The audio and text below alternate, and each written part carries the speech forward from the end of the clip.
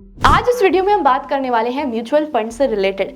पिछले कुछ सालों में म्यूचुअल फंड्स ने काफी ज्यादा पॉपुलैरिटी गेन कर ली है और आज के टाइम पर हर कोई इस फंड में इन्वेस्ट करना चाहता है। अब इसके मेनली दो रीजन है।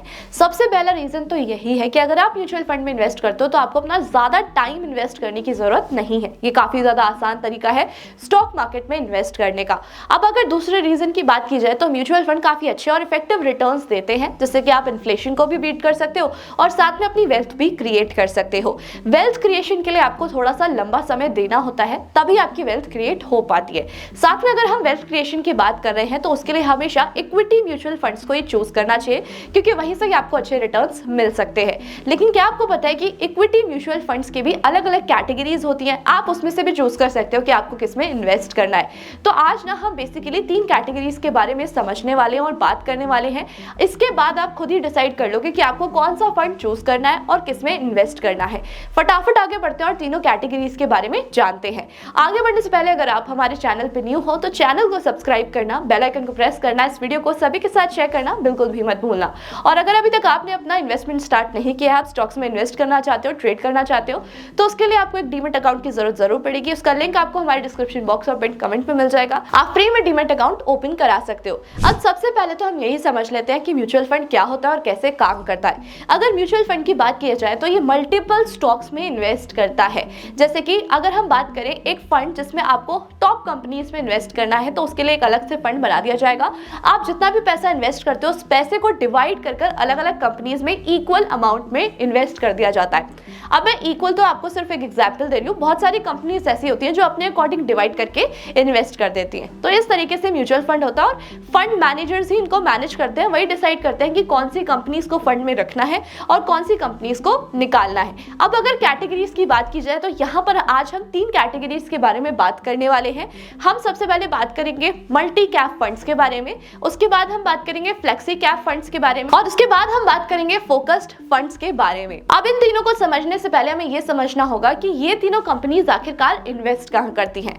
अब मार्केट की बात की जाए तो मार्केट में 3 तरीके की कंपनीज होती हैं: large cap companies, mid cap companies and small cap companies. Large cap companies India की वो वाली कंपनीज होती हैं जो कि टॉप कंपनीज होती हैं, जैसे कि टॉप 100 कंपनीज। अब अगर मिड कैप कंपनीज की बात की जाए तो जो 100 के बाद 200 तक की कंपनीज होती है वो होती है मिड कैप कंपनीज, और उसके नीचे वाली सारी स्मॉल कैप कंपनीज होती है, जैसे कि स्टार्टअप्स हो गए या फिर नई नई जो कंपनीज होती है, नई नई बिजनेस होते हैं, उनको हम बोलते हैं स्मॉल कैप कंपनीज। अगर हम इन तीनों को रिटर्न से कंपेयर करें तो सबसे ज्यादा इफेक्टिव रिटर्न्स देती हैं स्मॉल कैप कंपनीज, लेकिन उसमें सबसे ज्यादा रिस्क भी होता है।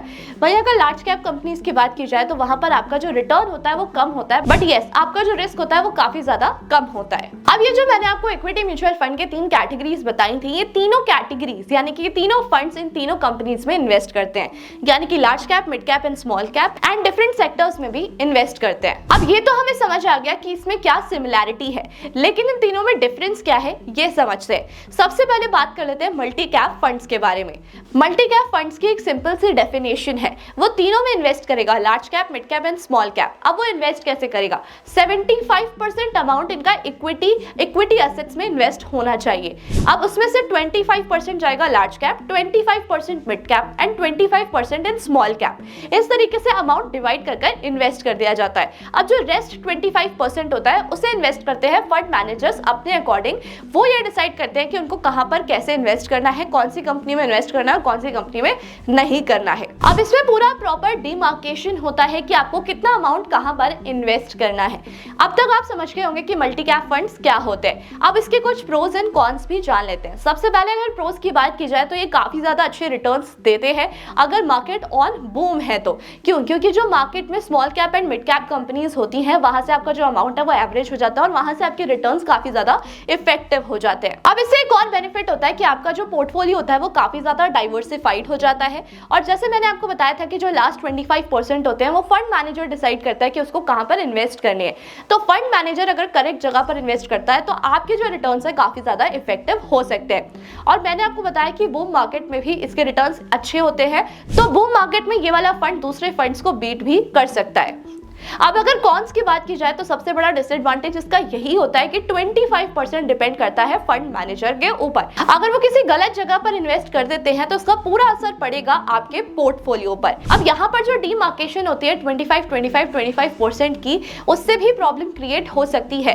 अब अगर मार्केट अच्छा काम नहीं कर रही है तो फंड मैनेजर्स यही चाहते हैं कि वो लार्ज कैप कंपनीज में इन्वेस्ट करें ताकि वो अपने अमाउंट को और कैपिटल को बचा सके। लेकिन ऐसी सिचुएशन में जो डीमार्केशन होता है, वैसी सिचुएशन में वो पैसा नहीं निकाल सकते और पैसा अलग अलग जगह पर इन्वेस्ट नहीं कर सकते। अब इसको लेकर नेशनल स्टॉक एक्सचेंज ने एक इंडेक्स फंड भी निकाला है जिसका नाम है Nifty 500 multi cap index fund. अब अगर आप इसके रिटर्न्स कंपेयर करोगे पिछले 2 सालों से तो इन्होंने काफी अच्छे इफेक्टिव रिटर्न्स दिए हैं। अब आगे बढ़ते हैं और अपनी दूसरी कैटेगरी के बारे में बात करते हैं। अब अगर फ्लेक्सी कैप फंड्स के बारे में बात की जाए तो वो भी तीनों में इन्वेस्ट करते हैं, यानी कि large cap, mid cap and small cap. The difference is कि यहाँ पर कोई भी प्री डिटर्मिनेशन नहीं होता है।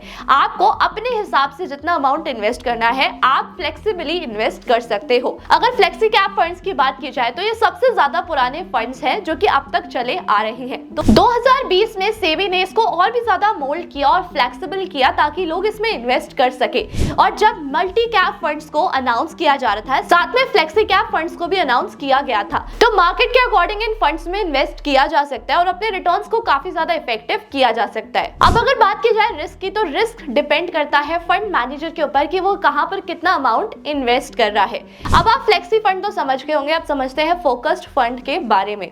फोकस्ड फंड एक ऐसा फंड होता है जो आपको काफी अच्छे रिटर्न्स लाकर दे सकता है और इसमें काफी ज्यादा कैपेबिलिटी होती है।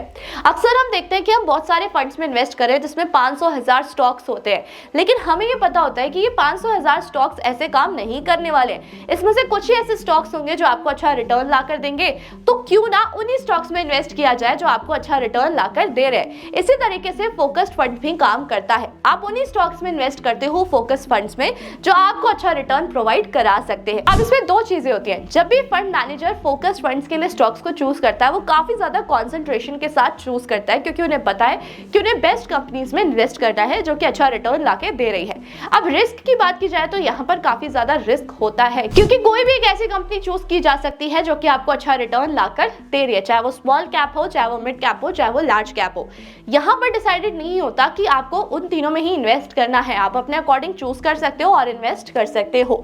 अब इसमें ना एक कंडीशन होती है कि अगर आप फोकस्ड फंड्स को चूज कर रहे हो तो उसमें मैक्सिमम 30 स्टॉक्स ही होने चाहिए। अगर 30 स्टॉक्स से ज्यादा है तो आप उसमें इन्वेस्ट नहीं कर सकते हो, वो फोकस फंड में नहीं आएगा। तो 30 स्टॉक्स ऐसे चूज किए जाते हैं या फिर 30 से कम ऐसे स्टॉक्स चूज किए जाते हैं जो आपको कम टाइम में काफी अच्छा रिटर्न प्रोवाइड करा सकते हैं। सो एट लास्ट आई होप आपको तीनों फंड्स बहुत ही अच्छे से समझ आ गए होंगे।